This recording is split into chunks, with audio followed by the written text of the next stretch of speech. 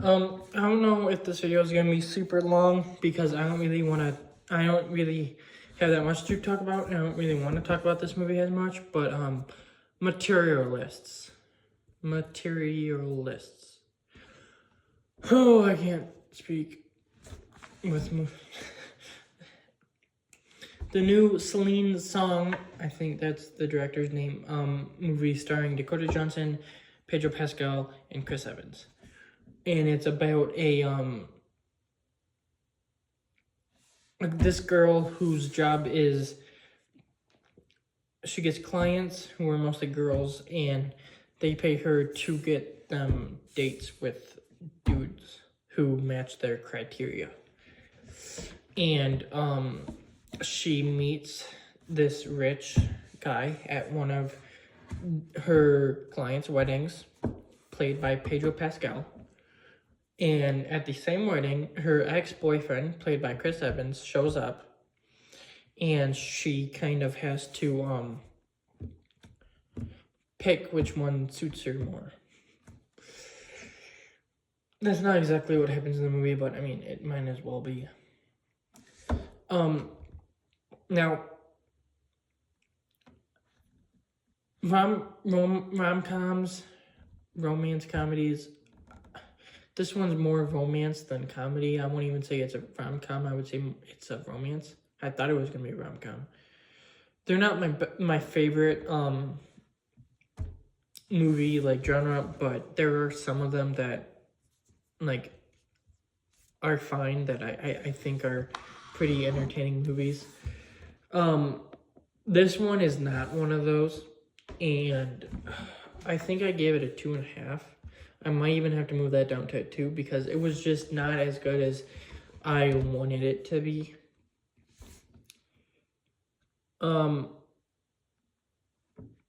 It wasn't the worst movie of the year, or the worst movie I gave it a 2.5, or the worst movie I've ever seen, but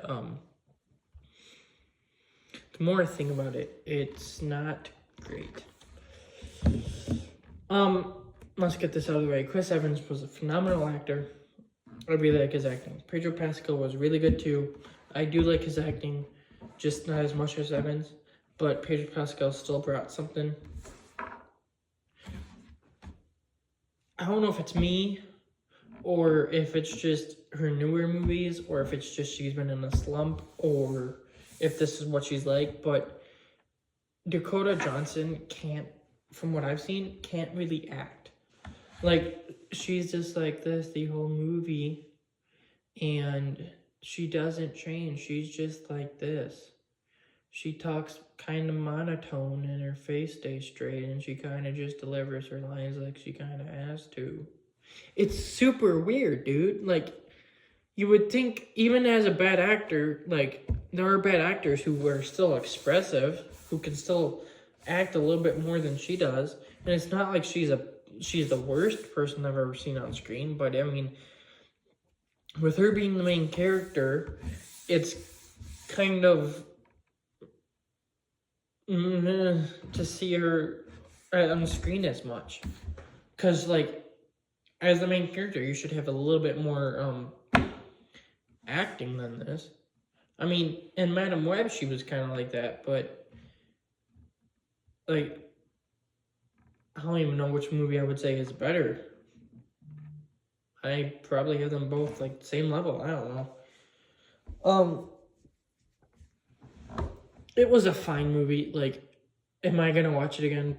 Probably not. Like, I can never see myself watching this again, especially with some of the stuff that they, like, put in the background or just had as a plot point in the movie. But, I can't even say it was worth the watch. I mean, it's not like it was abysmal, like the worst thing I've ever watched. It was definitely not. Like, that probably has to go to Knowing with Nicolas Cage. And I love Nicolas Cage as an actor. Rose Byrne's a pretty good actress too, but that movie sucked. I hated it. Anyway, I'm getting off track, aren't I? It it just was not that great. And I can firmly say that I can see this movie going down and down and down until it might end up being my least favorite movie of the year. Now, can I see, like, will that happen? I can't 100% say, like, I'm not saying that, but I can say that I can see a future where that might happen. Because it's like, I have 3 movies so far that are under it. One of them is Death of the Unicorn, and I can see the character, like, me liking those characters in the movie, and, like, most of the plot kind of overtaking it. Minecraft movie, I can see the fun of that kind of overtaking this. And then Paddington, I can see the little bit of nostalgia I have for watching the other 2 as a kid mixed in with that one overtaking this. But I mean, who knows? There could be other movies released this year that are worse, but I can't say that from what I'm thinking that there's any I can think of that would do that. Excuse me. But like it's not even like fun to talk about it. Like even the 3 movies that I have under it now, I didn't make a video for one of them, but if I did, it would at least be a little bit more entertaining than making a video for this one, because this one is just like, yeah. Like I don't know.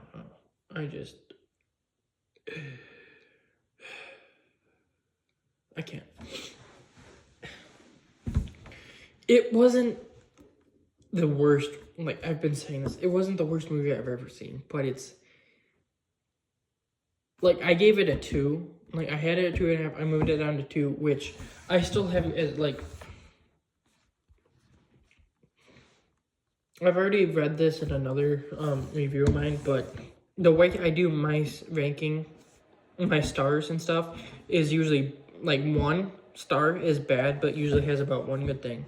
I'm not even going to talk about like half a star because we all know what that means. 1.5 is still rough, but it has something interesting. And then 2 stars is the start of good for me, flawed, but I enjoy it. I rewatch these a lot.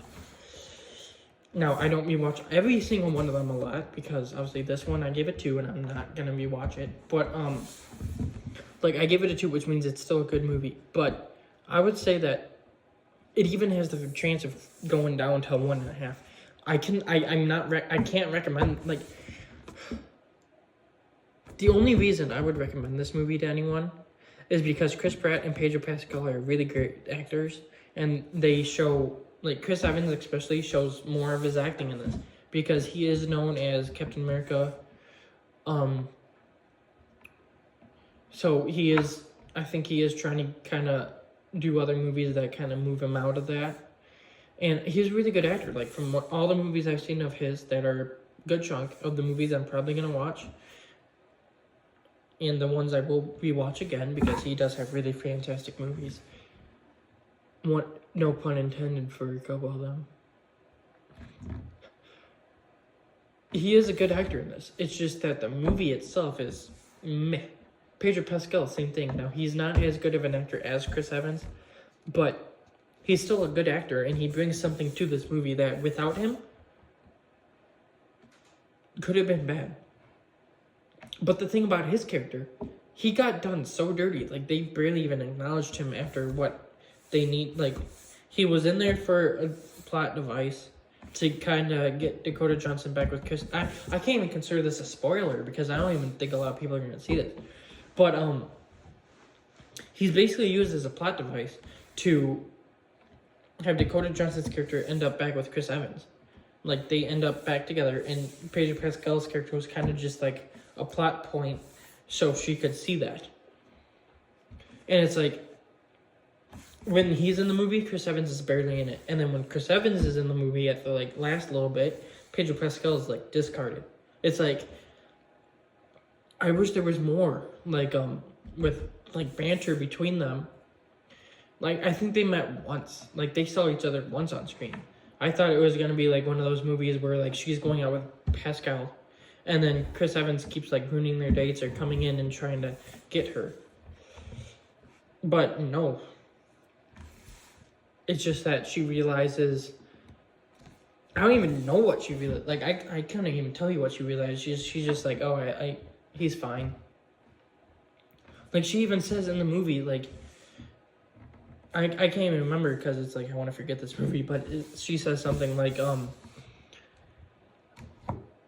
I hate myself for thinking this right now. Not even back then, right now.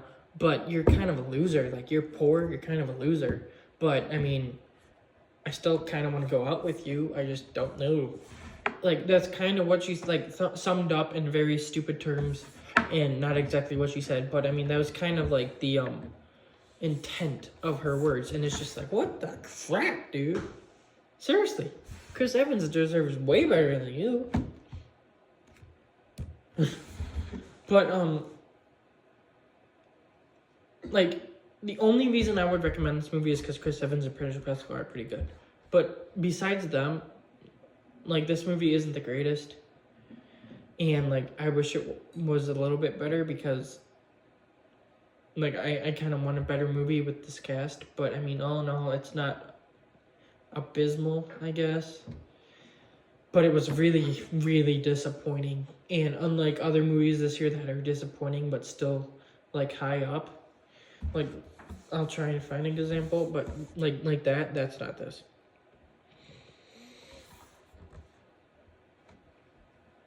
Like, The Life of Chuck, that's probably the best one. Like, Working Man, Life of Chuck, Life of Chuck. That was a really, really disappointing movie to me.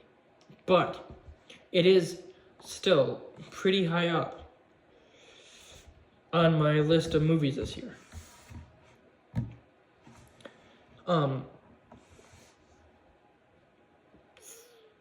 Flight Risk is also I expected it to be at least 4 stars. It's 3. It used to be lower, but I did move it up. That was disappointing, but it is still high up. Now, I mean, a lot of other people don't have it high up. I enjoyed it a little bit more than people, but that was disappointing, but it was still good. So movies can be disappointing, but really good.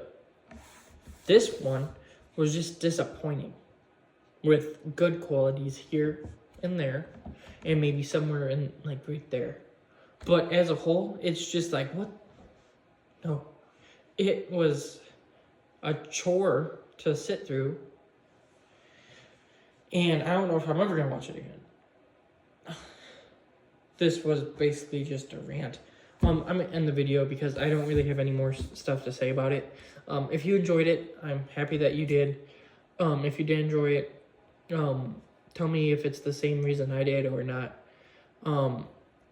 This video was definitely released a lot later than I wanted to release it. And I'm sorry about that, but hopefully these next couple of weekends, which are going to have a good chunk of stuff with like F1, 28 years later if I watch that, and then we're getting into the month of the year with Jurassic World, Superman, Fantastic Four, Happy Gilmore 2. I think there might be 1 or 2 other movies in there. And then next month, August is going to be Naked Gun, Bad Guys 2, Terminalist, Dark Wolf. There was a couple others too that I can't think of. So we're officially in the months of the year that are going to be a lot. Especially with Superman, because as I said in my in my ranking of all 4 How to Train Your Dragons, I'm going to be basically milking Superman, the movie, for everything it's worth. I'm going to have a spoiler-free review, spoiler-filled review, my ranking of the Superman movies, my ranking of the Superman actors. I'm milking that movie for everything it's worth. And, I mean, I kind of have to. I mean, that movie's going to be awesome. I'm calling it. It's going to be awesome. I'm going to love it.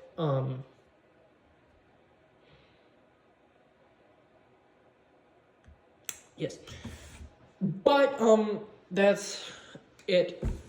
I went on a lot longer than I expected, but, if you watched all the way through, then thank you. I hope you enjoy my, videos. I try and make entertaining, but also like good videos that bring some insight, I guess. This one wasn't as fun to make, but we'll get there. Thank you.